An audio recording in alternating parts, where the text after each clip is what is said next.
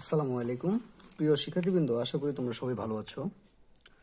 তো আজকে আমি এসএসসি পরীক্ষার্থীদের জন্য এমসিকিউ সলভিং ক্লাস নিয়ে হাজির হয়েছি। তো আজকে তোমাদের সাধারণ গণিত অধ্যায় আমরা সিলেক্ট করতেছি পরিমিতি। আজকে আমরা পরিমিতি ক্লাস করব।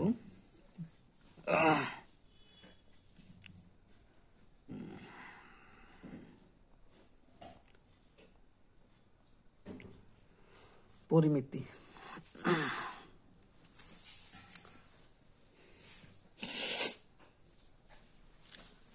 সবাই ক্লাসটি শেয়ার করে দিবে এবং যাতে তোমাদের অন্যান্য ফ্রেন্ড যারা আছে তারাও যাতে উপকৃত হয়। তো আজকে আমরা বুট স্ট্যান্ডার্ড যে এমসিকিউগুলো আছে, যে ফরম্যাটগুলা খুবই ইম্পর্টেন্ট, সেগুলো নিয়ে আজকে আমরা আলোচনা করব আজকের ভিডিওতে। বিসমিল্লাহির রহমানির রহিম। আজকে আমরা প্রথম যে এমসিকিউ স্টার্ট করব সেটি হচ্ছে, তোমরা নিঃসন্দেহে স্ক্রিনে দেখতে পাচ্ছ যে একটি সমকোণী ত্রিভুজ হবে যদি এর বাহু তিনটির দৈর্ঘ্য যথাক্রমে, এটা খুবই গুরুত্বপূর্ণ একটা প্রশ্ন। একটি সমকোণী ত্রিভুজ হওয়ার শর্ত কি তোমরা বলো। আশা করি এটা তোমরা জানো। সমকোণী ত্রিভুজ কখন হবে?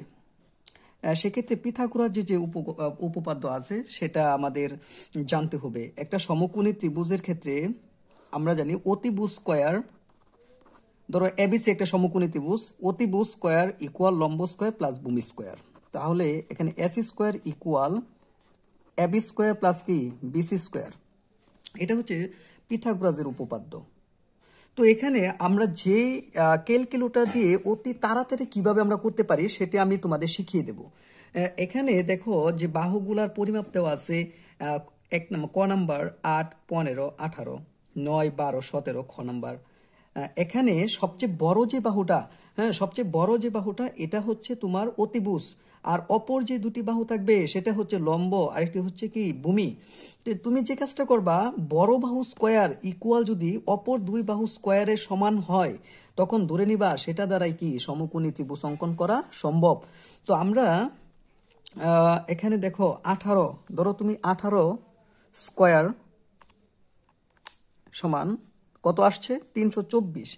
তো তুমি দেখো এখানে 8 স্কয়ার যোগ 15 স্কয়ার, এটা কি 325 হয় কিনা। তো দেখতে পাচ্ছ এটা সঠিক নয়। তো আবারই দেখো 17, সবচেয়ে বড় বাহু হচ্ছে অতিভুজ, সবচেয়ে বড় বাহু কি অতিভুজ। তো 17 স্কয়ার ইকুয়াল কত হয় 289। তো আমরা দেখি 289 হয় কিনা, 289 হয় কিনা অপর দুই বাহু। হ্যাঁ, 9 স্কয়ার প্লাস কি 12 স্কয়ার, দেখো 289 হয় না। তাহলে এটাও সঠিক নয়। আমি তোমাদের বুঝিয়ে দেওয়ার জন্য প্রত্যেকটা চেক দিচ্ছি। দেখো 16 স্কয়ার কত 256, 16 স্কয়ার হচ্ছে 256। তাহলে দেখো অন্য দুই যে বাহু আছে 12 স্কয়ার প্লাস হচ্ছে 8 স্কয়ার 208, এটা কি সম্ভব? হ্যাঁ, এটাও সম্ভব নয় কিন্তু। হ্যাঁ, তারপর দেখো ডি নাম্বার যেটা আছে সর্বশেষ 15 স্কয়ার 225। তো অপর যে দুটি বাহু আছে 12 স্কয়ার প্লাস হচ্ছে 9 স্কয়ার, এটা কিন্তু 225 হচ্ছে। তার মানে তোমরা বলতে পারো এটাই সঠিক। আনসার কি ডি, আনসার হচ্ছে ডি সঠিক। দেখো এখানে কিন্তু আমরা উত্তর শো করে দিচ্ছি, ডি হচ্ছে সঠিক আনসার। 9, 12, 15। তো এই জন্য আমাদের কি জানতে হবে, অতিভুজ স্কয়ার ইকুয়াল লম্ব স্কয়ার কি প্লাস ভূমি স্কয়ার।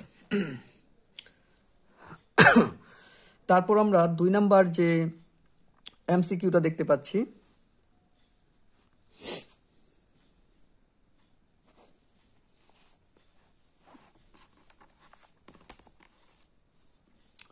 ফোকাসটা একটু পরিবর্তন করে নেই।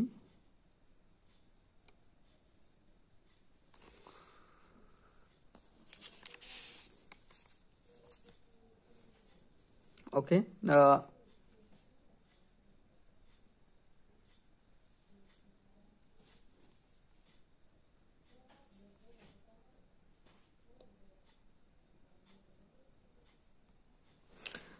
দুঃখিত ক্লাসের মাঝখানে ফোকাসের সমস্যার কারণে।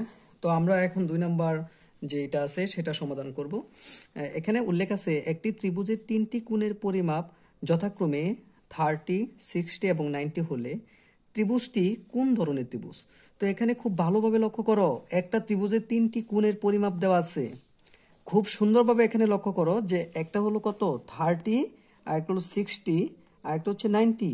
তারপর বলা হয়েছে এটা কোন ধরনের ত্রিভুজ। আমরা জানি একটা ত্রিভুজের যে কোনো একটি কোণ যদি 90 ডিগ্রি হয়, কি বললাম, একটা ত্রিভুজের যে কোনো একটি কোণ যদি 90 হয় নিঃসন্দেহে সেটা কি সমকোণী ত্রিভুজ। অপর দুটি কোণ সূক্ষ্মকোণ, একটা সমকোণী ত্রিভুজের একটি কোণ কি 90 ডিগ্রি। আশা করি বুঝতে পারছো, একটা সমকোণী ত্রিভুজের একটা কোণ কত 90, অপর দুটি কোণ সূক্ষ্মকোণ হবে এবং তাদের সমষ্টিও 90 হবে। দেখো একটা কোণ কত আছে 90, অপর দুই কোণের সমষ্টি 90, 60 আর 30 কত 90। আচ্ছা, তাহলে এটা কি হবে, এখানে স্থূলকোণী, সূক্ষ্মকোণী, সমকোণী, সমদ্বিবাহু ত্রিভুজ আছে। তার মানে এখানে নিঃসন্দেহে সমকোণী ত্রিভুজ, নিঃসন্দেহে কি সমকোণী ত্রিভুজ। উত্তর দেখি সঠিক হয়েছে কিনা। হ্যাঁ, উত্তর হচ্ছে সি নাম্বার, এটা কি সমকোণী ত্রিভুজ। ওকে, তারপর আমরা চলে যাই 3 নম্বরে। 3 নম্বর প্রশ্নে বলা আছে এবিসি একটা ত্রিভুজ। হ্যাঁ, এবিসি একটা ত্রিভুজ, এর একোণ সমান সমান, একোণ সমান সমান কি দেওয়া আছে বিকোণ এবং সিকোণ। একোণ ইকুয়াল, একোণটা হচ্ছে বিকোণ এবং সিকোণের সমষ্টি সমান। পরে বলছে একোণের মান কত। তাহলে কিছুক্ষণ আগে আমি যে সমস্যাটি দেখিয়েছি, একটা ত্রিভুজের একটি কোণ ধরো এটা একোণ, একোণটা যদি অপর দুই কোণের সমষ্টির সমান হয়, সি এবং বি কোণের সমষ্টির সমান হয়, তাহলে নিঃসন্দেহে সেটা সমকোণী ত্রিভুজ। বুঝো নাই? তো আবার বোঝাতে চেষ্টা করি।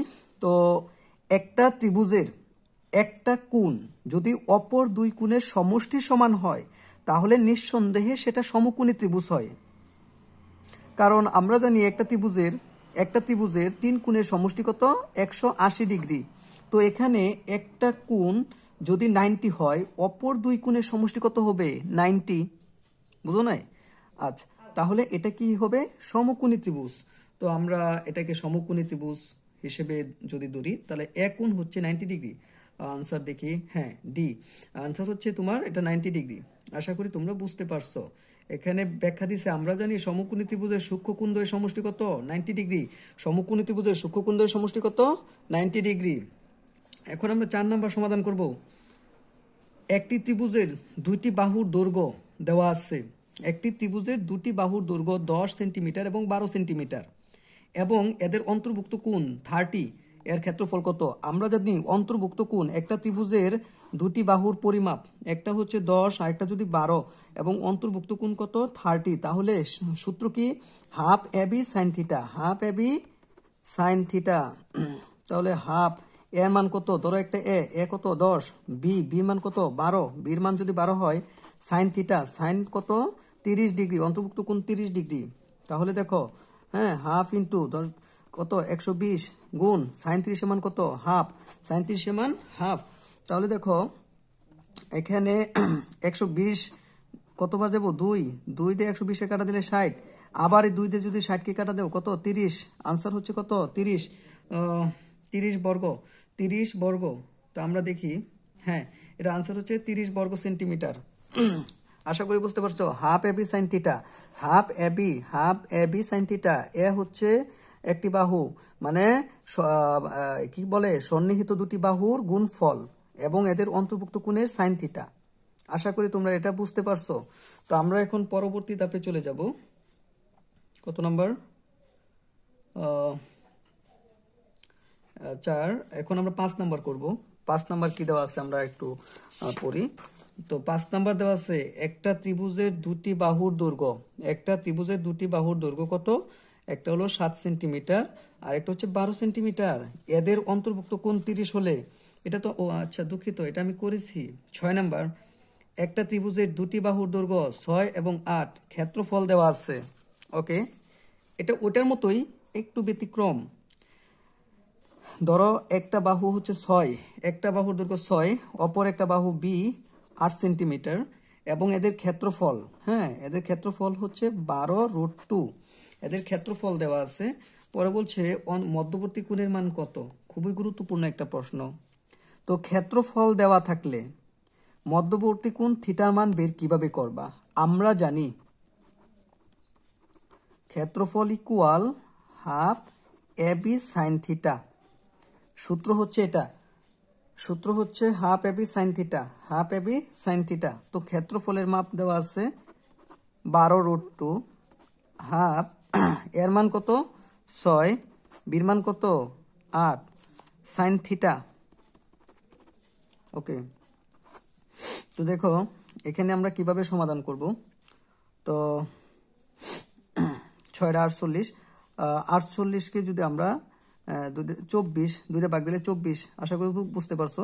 6 48কে আমরা 2 ভাগ দিছি 24 সাইন থিটা, এই পাশে নিয়ে আসি 24 সাইন থিটা ইকুয়াল 12√2। তো আমরা সাইন থিটা এই পাশে রাখি, 12√2 নিচে চলে যাবে, এটা গুণ আকারে যেহেতু আছে কাটা দিলে 2, ঠিক আছে না? তো √2 দিয়ে যদি 2কে কাটা দেই তাহলে এখানে কিন্তু একটা √2 থাকবে, একটা √2 থাকবে। তো আমরা সাইন থিটা ইকুয়াল, উপরে কিন্তু একটা 1 আছে, নিচে কিন্তু √2, আশা করি বুঝতে পারছো। উপরে কিন্তু একটা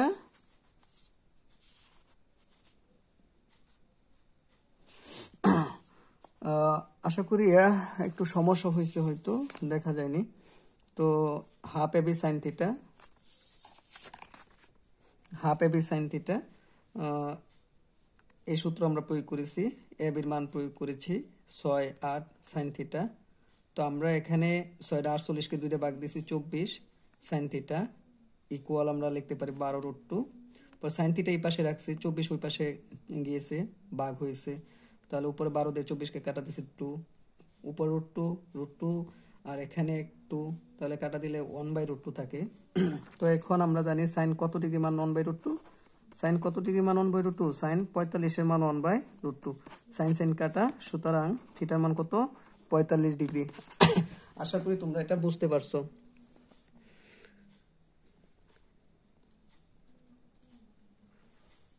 তো আশা করি এটা বুঝতে পারছো, না বুঝলে কমেন্ট করবা, যে বুঝি নেই এরকম কমেন্ট করবা। তো আমরা পরবর্তী সমস্যা সমাধানে চলে যাব, দেখি এটা মিলেছে কিনা। হ্যাঁ 45, এর আনসার কত 45 ডিগ্রি। এখন আমরা 7 নাম্বার সমাধানে চলে যাব।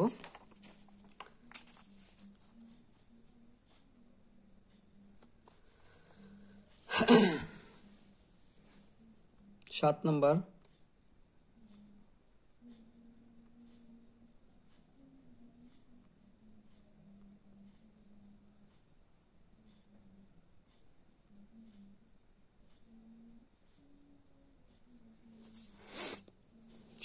কি বলছে যে একটা সমকোণী, একটা সমবাহু ত্রিভুজের ক্ষেত্রফল 12√3 হলে এর পরিসীমা কত? তো সমবাহু ত্রিভুজের ক্ষেত্রফল দেওয়া আছে, সমবাহু ত্রিভুজের ক্ষেত্রফল দেওয়া আছে 12√3, সমবাহু ত্রিভুজের ক্ষেত্রফল দেওয়া আছে কত 12√3, বলা হয়েছে এর পরিসীমা কত। তো আমরা সমবাহু ত্রিভুজের ক্ষেত্রফল নির্ণয়ের সূত্র জানি কি, বলো √3/4 এটা হচ্ছে সমবাহু ত্রিভুজের ক্ষেত্রফল নির্ণয়ের সূত্র, √3/4 গুড। এখন দেখো এর ক্ষেত্রফল কিন্তু দেওয়া আছে সমান সমান কত, শর্ত মতে 12√3। আমরা জানি সমবাহু ত্রিভুজের ক্ষেত্রফল হচ্ছে √3/4 আর এর ক্ষেত্রফলের মাপ যেহেতু দেওয়া আছে 12√3, আমরা সেটা এখানে অ্যাপ্লাই করে দিচ্ছি। তো শর্ত মতে 12√3 সমান, তো আমরা এখানে এর মান বের করবো, √3² ইকুয়াল কি হবে বলো। তো 12√3, √3 যেহেতু উপরে আছে এটা নিচে চলে আসবে, 4 যেহেতু নিচে আছে এটা উপরে চলে যাবে, √3 কাটা, তার মানে স্কোয়ার ইকুয়াল 4×48। এখন আমরা বর্গমূল করলে কত হয়, 48 বর্গমূল। তো এখানে 4×48, 48 বর্গমূল কত দেখো, 48 বর্গমূল হচ্ছে 6.92। আচ্ছা, তো এটা একটা বাহুর দৈর্ঘ্য পাইলাম, একটা বাহুর দৈর্ঘ্য হচ্ছে 6.92। তো এখন বলছে এর পরিসীমা কত, আমরা পরিসীমা সূত্র জানি 3a, সমবাহু ত্রিভুজের পরিসীমা সূত্র কি 3a, কারণ কি 3 বাহুর সমষ্টি 3a। তো এখানে এর মানটা আমরা যদি বসাই, অর্থাৎ আমরা যে মান পাইছি এটার মানের সাথে যদি এর মান এটা আমরা যেটা পাইছি এর মানের সাথে যদি আমরা 3 গুণ করি, তাহলে 20.78, হ্যাঁ। তো দেখি এটা আসলে কোনটার সাথে মিলে। তো আমরা এখানে একটু ট্রায়াল দিই। 12√3 আমরা বেছে নিলাম। তো এখানে কিন্তু 12.20.78 এটা পেয়ে গেছি। তাহলে এটা কিন্তু আনসার, অর্থাৎ দেখো আনসার, দেখো বি নাম্বার 12√3। তো আশা করি বুঝতে পারছো। তো তোমাদের নিয়ে আসলে আরো অনেক পরিকল্পনা আছে। ভিডিওটি আসলে লং হয়ে যাচ্ছে এবং এটা প্রথম ভিডিও, সেজন্য টেকনিক্যাল অনেক সমস্যা, ব্লার দিচ্ছে বারবার। তো আমরা পরবর্তী ক্লাসগুলোতে যাতে এই সমস্যা আর না হয় সেটা চেষ্টা করব। তো এরকম আরো আমরা রেগুলার ভিডিও ছাড়বো। ভিডিওগুলা যথাযথভাবে যদি দেখো উপকৃত হবে এবং আমাদের চ্যানেলটি সাবস্ক্রাইব করো। আশা করি আমাদের পাশে থাকবে এবং ভালো কিছু ইনশাল্লাহ দেওয়ার চেষ্টা করবো এবং তোমরাও পাবে। ধন্যবাদ।